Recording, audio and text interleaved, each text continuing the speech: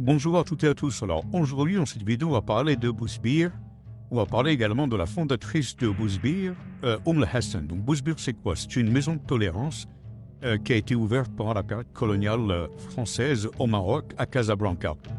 Donc les Français vont faire appel à cette Algérienne, Moulay Hassan, qui était expérimentée dans la matière, qui tenait déjà des maisons closes en Algérie. Donc je vais vous faire un résumé que vous puissiez comprendre l'histoire de cette femme et de son origine en vous apportant des éléments factuels.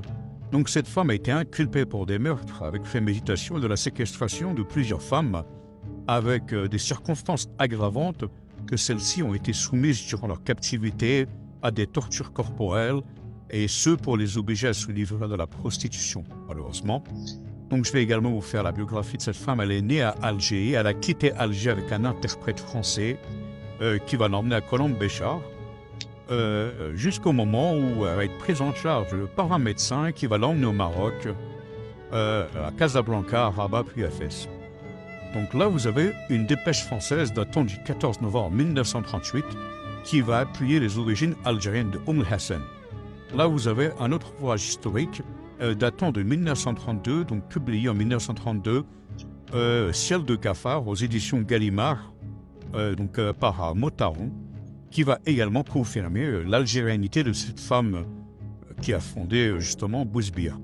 Là vous avez également un autre ouvrage, Souvenir du colonel maire de Légion étrangère, datant de 1939, qui va également confirmer l'origine algérienne de cette femme, Hassan, Moulay Hassan Bouzbiria.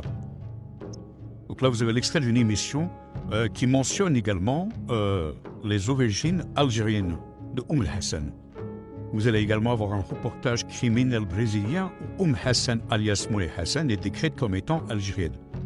J'ai également posé la question à ChatGPT, savoir quel pays d'Afrique du Nord possédait le plus grand nombre de maisons closes. Donc ChatGPT va répondre, l'Algérie se distingue comme le pays d'Afrique avec le plus grand nombre de maisons closes et d'activités prostitutionnelles pendant la colonisation. Voici pourquoi l'Algérie conquise en premier.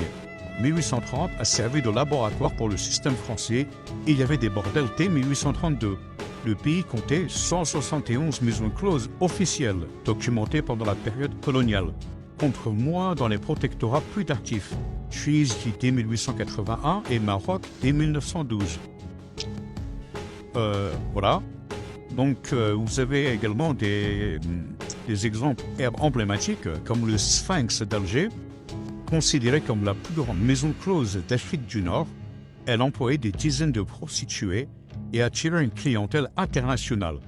Vous avez également rue des Ouled Nail à Biskra et à Boussaïda, donc centre de prostitution exotique avec des danseuses prostituées qui ont alimenté les BMC pendant la période coloniale en Algérie.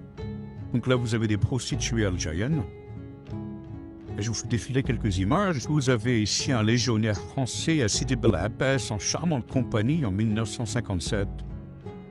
Et vous avez ici un légionnaire en compagnie galante à Sidi Bel Abbès.